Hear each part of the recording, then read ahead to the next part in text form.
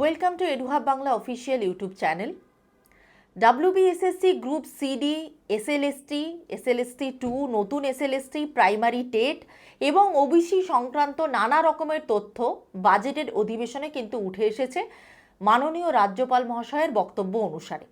এবার সেই বক্তব্যগুলো থেকে আমরা কি কি জানতে পেরেছি এবং তোমাদের মনে যে যে ডাউটসগুলো তৈরি হয়েছে সেগুলোর উত্তর দেব বলেই আজকের এই ভিডিওটা বানানো। Welcome to এডুহাব Bangla official YouTube channel. সর্বপ্রথম যেটা নিয়ে আমরা কথা বলবো যে এই ভিডিওতে যদি তোমরা কেউ জানতে চাও যে নতুন এসএলএসটি পরীক্ষার নোটিফিকেশান কবে আসবে বা এক্স্যাক্ট ডেট বা মাস বা বছর ধরে আমরা কথা বলবো, তাহলে বলবো যে এমনটা নয়।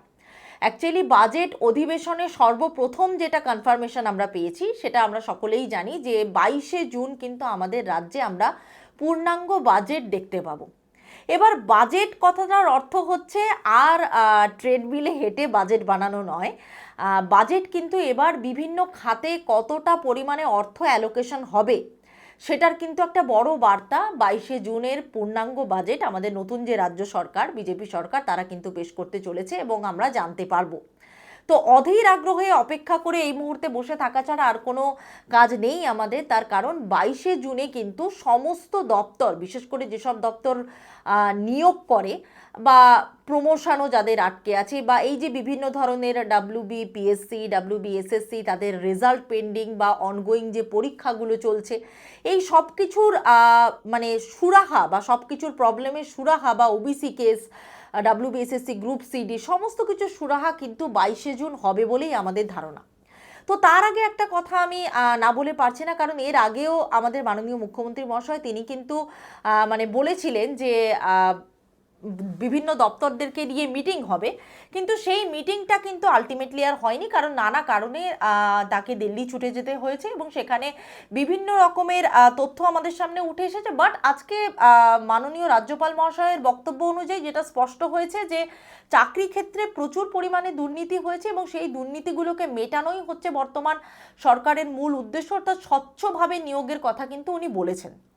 এবং এর আগে আমরা ডবল ডবল চাকরির কথা শুনেছি, সেটা তো হয়নি। উল্টে প্রায় দেখতে গেলে 10-15 বছর আমাদের রাজ্যে এসএসসিই হয়নি।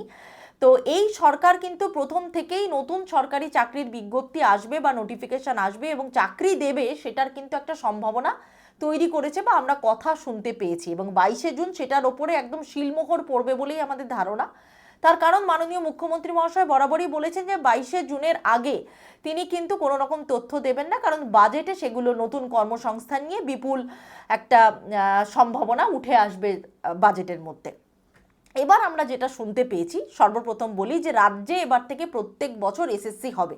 তোমরা জানো মোটামুটি 2011-র আগে বাম জমানায় প্রচুর পরিমাণে চাকরির মানে বিজ্ঞপ্তি আসতো, বিশেষ করে স্কুল টিচার নিয়োগ, মানে এসএসসি, এসএলএসটি, এগুলো কিন্তু ভীষণভাবে নিয়োগ হতো এবং প্রত্যেক বছরই হতো। সেই সিস্টেমটাই আমার মনে হয় এবার নতুন সরকার তারা কিন্তু নিয়ে আসতে চাইছে। তো এবার বছর বছর এসএসসির পরীক্ষাটা হবে, সেটা কিন্তু মোটামুটি কনফার্মেশন একটা আজকের অধিবেশন থেকেই জানতে পারা গেছে বা এই অধিবেশনটা থেকে আমরা জানতে পারলাম। এছাড়াও সেকেন্ড যেটা বলবো যে সেকেন্ড এসএলএসটি নিয়ে তোমাদের মনে যেটা ধোঁয়াশা তৈরি হয়েছে যে রিপ্যানেল হবে বা ক্যান্সেল হয়ে যাবে কিনা, আমি কিন্তু আগেই বলেছি এটার সম্ভাবনা নেই, কারণ সুপ্রিম কোর্ট নিজেও অর্ডার দিয়েছে যে অনগোয়িং রিক্রুটমেন্টে কিন্তু হস্তক্ষেপ করা যাবে না। এবং শুধু তাই নয়, মাননীয় মুখ্যমন্ত্রী শুভেন্দু অধিকারী মহাশয় তিনি নিজেও বলেছেন 2016-র দুর্নীতির কথা ভুলে যান, অর্থাৎ আগে যা দুর্নীতি হয়েছে সেটার কথা সম্পূর্ণরূপে আপনারা ভুলে যান, নতুন কিছুর জন্য ভাবুন। এবার সেটা যে এসএলএসটি 2 এর জন্য বলেছেন এমনটা কিন্তু নয়, নতুন যে রিক্রুটমেন্ট আসবে সেটা থেকেই নতুন নিয়ম চালু হতে পারে বলেই আমাদের ধারণা।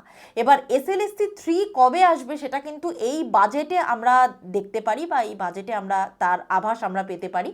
তো 22শে জুন পর্যন্ত ওয়েট করা ছাড়া কোনো গতি নেই। তবে এ বছর এসএলএসটি 3 এর আসার সম্ভাবনা নেই, তার কারণ 31শে আগস্টের মধ্যে এসএলএসটি 2 9-10-এর ভেরিফিকেশন কমপ্লিট হয়ে রিক্রুটমেন্ট হওয়া সম্ভব নয় এক প্রকার বলতে গেলে।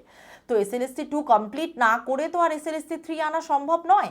তো এটা একটা মানে প্রথম কথা। তো এসএলএসটি 3 আমরা নেক্সট ইয়ার দেখতে পাবো, আর এই বছর এসএলএসটি 2 এর রিক্রুটমেন্ট হবে, রিপ্যানেল হওয়ার চান্স নেই, ক্যান্সেল হওয়ার চান্স নেই, পরীক্ষার রিক্রুটমেন্টটা কমপ্লিট করবে। এবার আর একটা প্রশ্ন হচ্ছে এসএসসি টেট এসএলএসটি, তো সুতরাং যারা বিএড ডিএলএড করে বা বিপিএড বা এগুলো করে যারা বসে আছেন দীর্ঘদিনের জন্য ওয়েট করছেন, বা বিশেষ করে অ্যাসিস্ট্যান্ট মিস্ট্রেস মাস্টার এই ধরনের পরীক্ষা, লাইব্রেরিয়ানদের পরীক্ষা, এই পরীক্ষাগুলোর রিক্রুটমেন্ট কিন্তু আমরা এবার কন্টিনিউয়াসলি দেখতে পাবো, যেটা বাজেটের অধিবেশনে আজকে মোটামুটি রাজ্যপাল মহাশয় একেবারে কনফার্মেশন করে দিয়েছেন বলা যায়। বাজেটে এলে আরও বিশেষ করে বিষয়টা আরও পরিষ্কার হয়ে যাবে।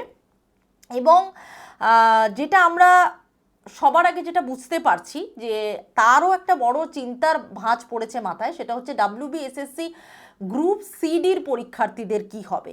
দেখো, ডাব্লিউবিএসএসসি গ্রুপ সিডির পরীক্ষার্থীদের রেজাল্ট তো, পরীক্ষা তো হয়ে গেছে, তার রেজাল্ট বেরোলে ইন্টারভিউ প্রিপারেশন নেবে ছেলেমেয়েরা। তো আমাদের এডুহাব বাংলাতেও তার ব্যাচেস তো রানিং, টিচার মানে স্টুডেন্টরা তারা টিচার্সরা তাদেরকে ট্রেনিংও দিচ্ছেন।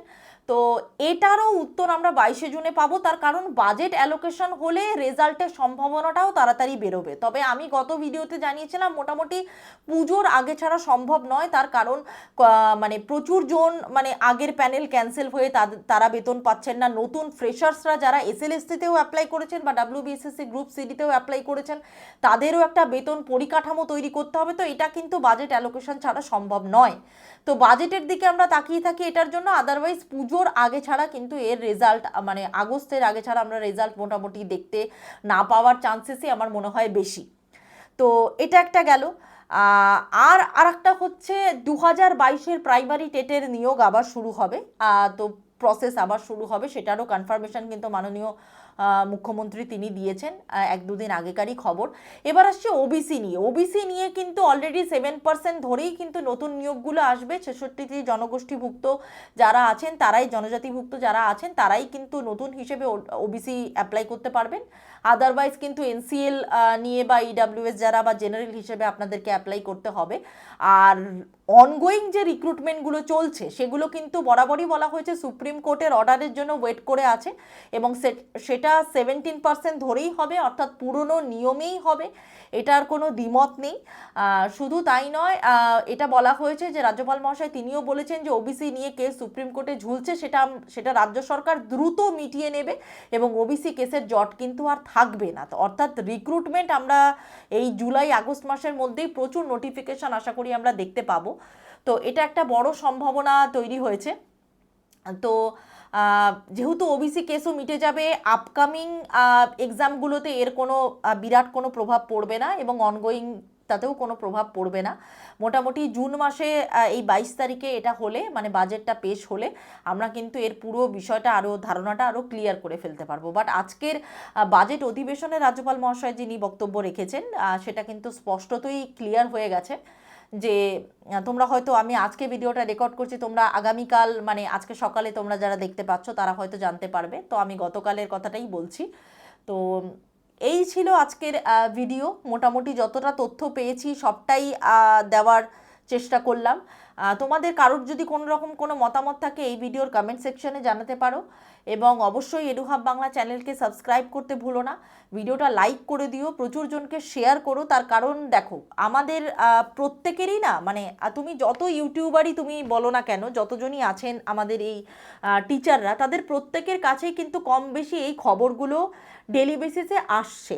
তো আমরা প্রত্যেকেই ইগারলি ওয়েট করছি যে সবই ঠিক আছে, কিন্তু দপ্তরগুলো থেকে যদি একটু নোটিশ দিয়ে জানিয়ে দেওয়া হয় যে কবে রিক্রুটমেন্ট হবে, তার একটা ডেট দেওয়া হোক বা সম্ভাবনা দেওয়া হোক, তাহলে আমরা স্টুডেন্টরা কিন্তু বা আমরা অনেকটা স্বস্তির নিঃশ্বাস ফেলতে পারি। বাট সেটা এখনো পর্যন্ত হয়নি, মেবি হয়তো কোনো অর্ডার নেই সেই জন্যই হয়নি, এবং কম বেশি সবার কাছেই এই খবরগুলো পাবে। আমরা ভিডিওর কমেন্টে পাই আপনি এই তথ্যগুলো কোথা থেকে পেলেন। আরে ভাই, তোমরা সোশ্যাল মিডিয়া ঘাঁটছো, তোমরা ফেসবুক ইনস্টাগ্রাম, ইনফ্যাক্ট সব থেকে বড় কথা সব বাদ দিলাম, নিউজ চ্যানেলগুলো রেগুলার আপডেট খবর তারা কালেক্ট করে এবং লাইভ শো করে। তাছাড়া পত্রপত্রিকা মানে যেগুলো পত্রিকা আমরা প্রত্যেক দিন ডেলি নিউজ পেপার পড়ি, সেখানে এই খবরগুলো নিয়ে অহরহ লেখা হচ্ছে। তো এর অথেন্টিক সোর্স তো আজকের বাজেট অধিবেশন থেকে তো আমরা মানে জানতে পারলামই। শুধু তাই নয়, খবরের পত্রিকাগুলোও নিয়মিত কভার করছে। তো আমাদের কারোরই ভালো লাগে না প্রত্যেক দিন এরকম সম্ভাবনার একটা কথা শোনাতে, কিন্তু কিছু করার নেই, কারণ নতুন সরকার পুরনো সিস্টেমটাকে ভেঙে চুরে আবার নতুন করে সাজাতে চাইছে। তো সেক্ষেত্রে প্রত্যেক দিন নিত্য নতুন নিয়ম অ্যাড অন হচ্ছে এবং সেটা আমরা খবর করে তোমাদেরকে জানাচ্ছি। যেহেতু এই খবরগুলো প্রত্যেক দিনই সম্ভাবনা তৈরি হচ্ছে এবং সম্ভাবনা একের পর এক পাল্টে যাচ্ছে, তাই অনেকেরই মনে হচ্ছে যে এগুলো হয়তো মন গড়া কাহিনী, কিন্তু অ্যাকচুয়ালি সেটা নয়। তো আশা করি তোমরা সকলেই সেটা বুঝবে। কারোর যদি কোনো মতামত থাকে সেটা জানাতেই পারো, আমার মতের সাথে মিল হতেও পারে, নাও হতে পারে, সেটা সম্পূর্ণ আপনাদের ব্যক্তিগত বিষয়। এবং এই ভিডিওর কমেন্ট সেকশনে একটা হোয়াটসঅ্যাপ গ্রুপের লিঙ্ক পাবে, সেটা আমাদের অফিসিয়াল হোয়াটসঅ্যাপ গ্রুপ।